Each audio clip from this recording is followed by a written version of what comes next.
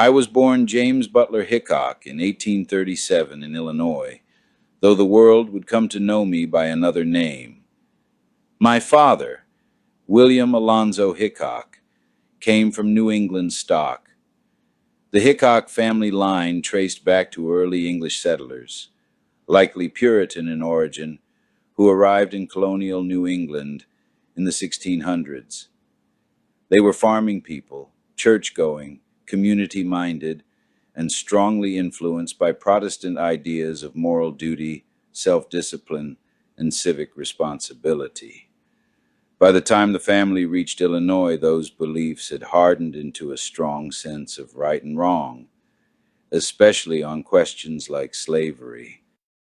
My mother, Polly Butler Hickok, came from the Butler family, which also traced its roots to the British Isles.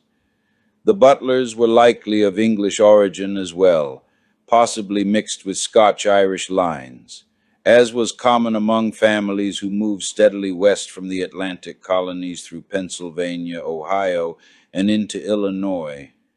Her people were similarly religious, hard-working, and socially strict. Neither side of my family came from wealth, nobility, or prominence. They were not politicians or military dynasties. They were settlers, people who moved west one generation at a time, clearing land, building farms, forming churches, and raising children with the expectation that character mattered more than comfort.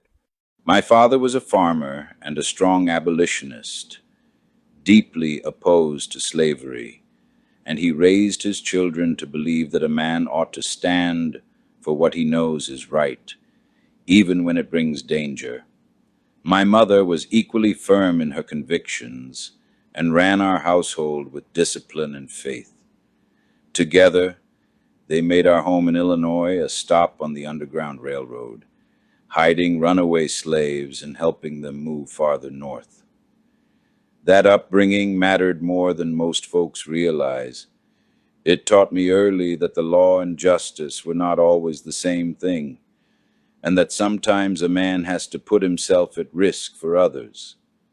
Those lessons followed me west and stayed with me long after I left my parents' roof behind. Yes, runaway slaves were hidden in our house, not openly and never spoken of outside the family, but it happened more than once.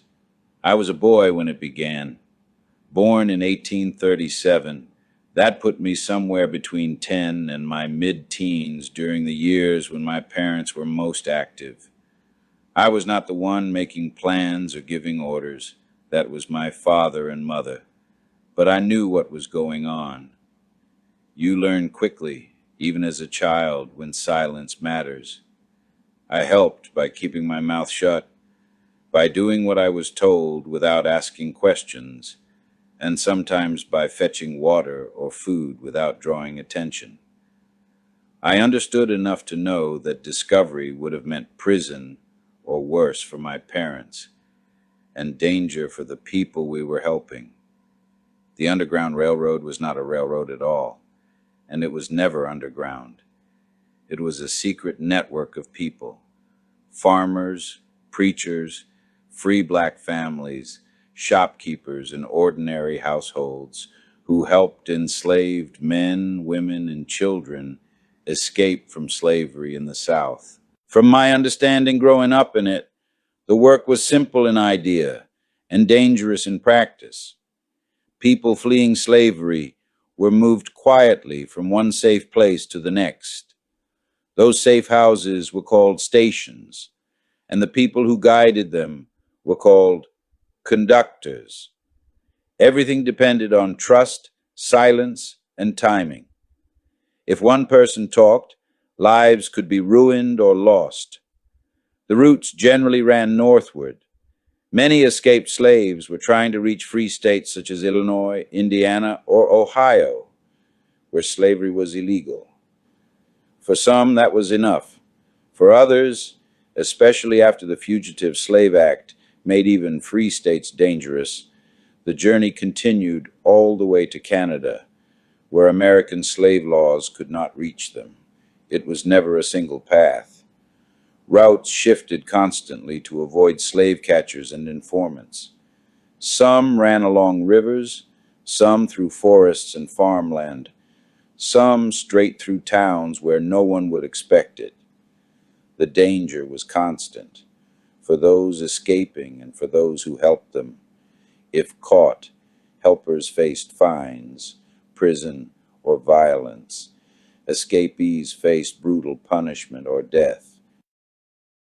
To me, even as a boy, the Underground Railroad meant this.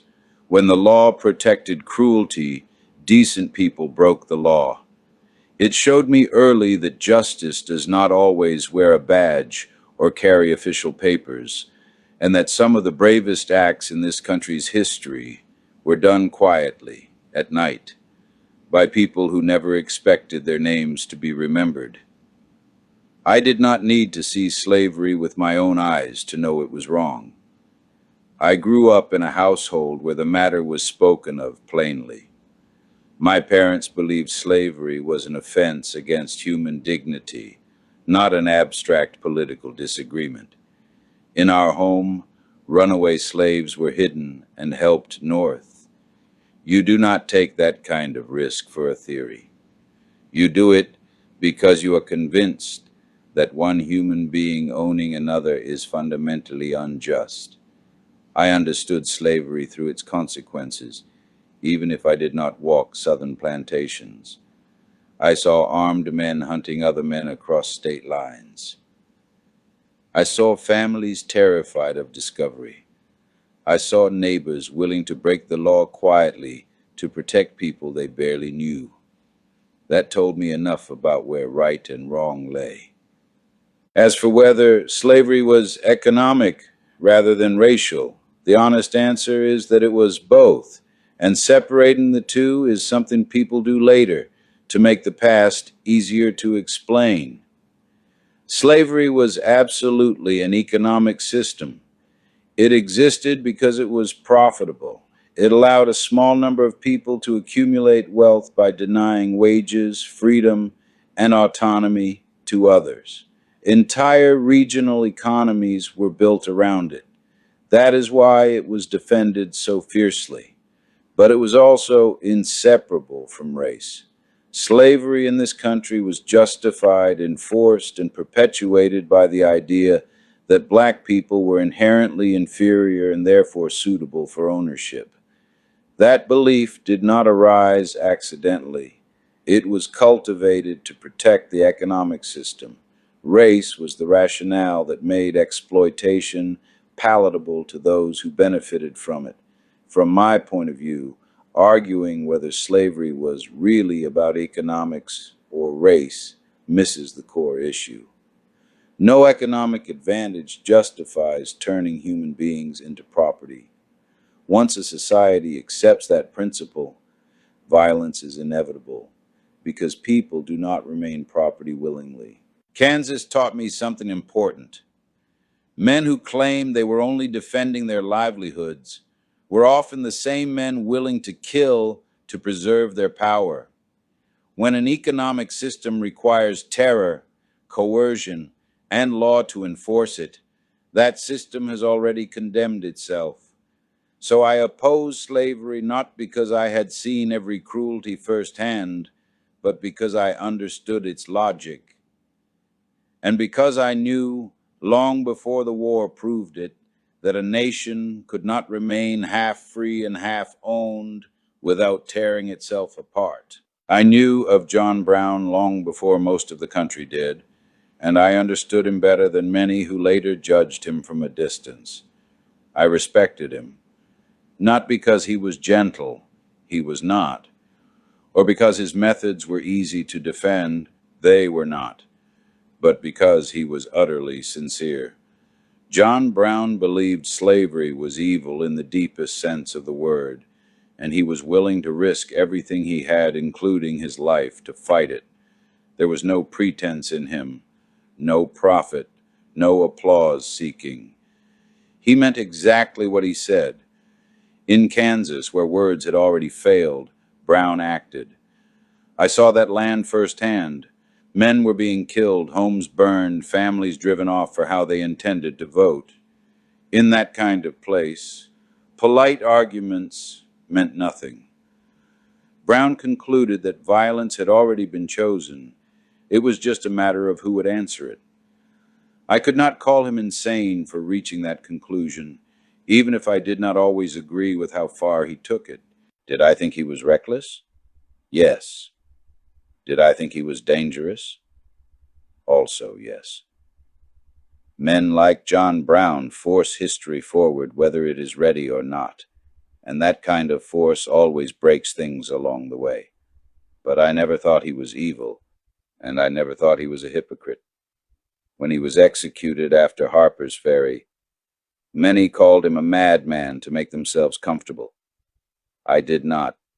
I saw him as a man who acted when others only talked, and who paid the full price for it. The country would soon spill far more blood than he ever did, and on a much larger scale. If you ask me plainly what I thought of John Brown, I would say this.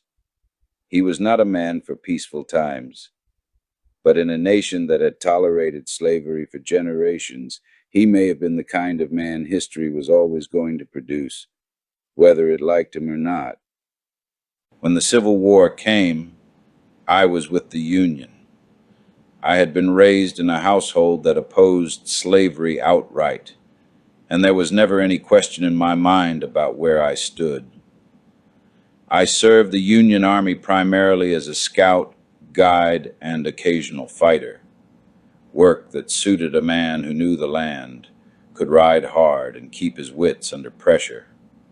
My service was not the sort that put me in neat lines of infantry marching onto open fields.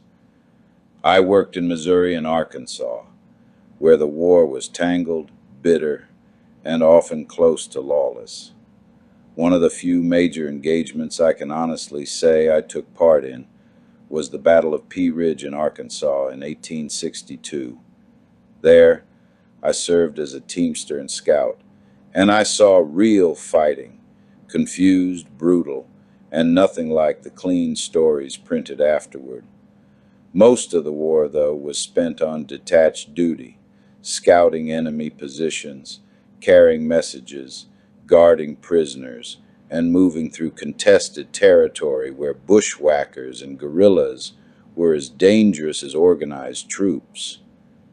It was a kind of warfare that demanded constant alertness and offered little glory.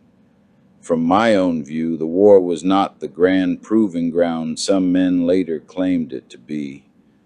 It was hard, dirty work that left scars you carried long after the shooting stopped. I did my duty for the Union the same way I did most things in my life, because I believed it was necessary, not because I expected praise for it. I was one of several children born to William and Polly Hickok. I had both older and younger siblings, brothers and sisters who shared the work of the farm and the discipline of a strict but principled home. Among them were my sisters Lorinda, Celinda, and Martha Jane, and my brothers Horace and William. Some lived quiet lives close to home. Others, like me, were pulled outward by circumstance and temperament. I should say this plainly. I was not the most settled or conventional of the lot. Even as a boy, I was restless, more drawn to the edge of things than to routine. While some of my siblings stayed rooted in family and community, I kept moving west, farther from home with each passing year. My brothers were ordinary men by the standards of the time, farmers, laborers, family men, concerned with steady work and keeping their households together. They knew how to handle firearms, as nearly every frontier man did. But that is a far cry from living by the gun or building a reputation around it. They did not seek trouble, notoriety, or the dangerous sort of attention that followed me wherever I went. The truth is that I was the exception in my family, not the rule. What people later called gunfighting was never a profession handed down to me or encouraged at home. It grew out of circumstance, lawless towns, dangerous duties, and a reputation that once earned is hard to escape. My brothers chose stability where I chose the uncertain road west. If anything, their lives show that I was not shaped by bloodline or family tradition into what I became. I made my own way, for better and worse, and I paid the price for it alone. What set me apart was not a single trait, but a combination of temperament, timing, and the choices I made once the frontier opened in front of me. From an early age, I was restless. Where my brothers could settle into the steady rhythm of farm work and family life, I felt confined by it. I wanted movement, open space, and a life where a man stood or fell on his own ability. That restlessness pushed me west, while most of them stayed closer to home. I also had a different tolerance for risk. Danger did not paralyze me the way it does some men. I respected it, but I could function inside it. That mattered in places where the law was thin and hesitation could get you killed. My brothers valued safety and continuity. I accepted uncertainty as the price of independence. Circumstance played its part. I happened to be in violent places at violent times. Bleeding Kansas, wartime Missouri, cattle towns like Abilene, where disputes were settled quickly and often with a gun. Once I survived a few such encounters, reputation took over. Men tested me because they had heard of me, and the stories grew whether I fed them or not. My brothers were never caught in that cycle. Finally, I carried my upbringing differently. We were all taught right from wrong, but I took those lessons into places where the rules were unclear and enforcement was personal. I became a man who enforced order himself when institutions could not. That path hardens you. It sharpens your instincts and narrows your options. I first left home in my late teens, about 18 years old. I did not leave in anger or desperation. I left because staying felt like standing still while the world was moving on. Illinois was settled country by then, with farms, fences, and routines. For my brothers, that was enough. For me, it felt like a cage. I had grown up hearing about Kansas, Nebraska, and the territories beyond, places where land was contested, fortunes were uncertain, and a man could still define himself. The immediate reason was work. I went west looking for employment and opportunity, first as a teamster and laborer, later taking on whatever paid, freighting, scouting, guarding, riding with men who needed someone steady under pressure. The deeper reason was freedom. I wanted distance from expectations and the chance to live by my own judgment. There was also the pull of conflict. Kansas was boiling over the question of slavery, and I had been raised in a household that believed the issue could not be ignored. Going west meant stepping into the center of that struggle rather than watching it from a safe distance. In plain terms, I left because I was young, capable, and unwilling to be ordinary. The frontier rewarded those traits, sometimes with money or reputation, and sometimes with scars. I was willing to accept either, so I went.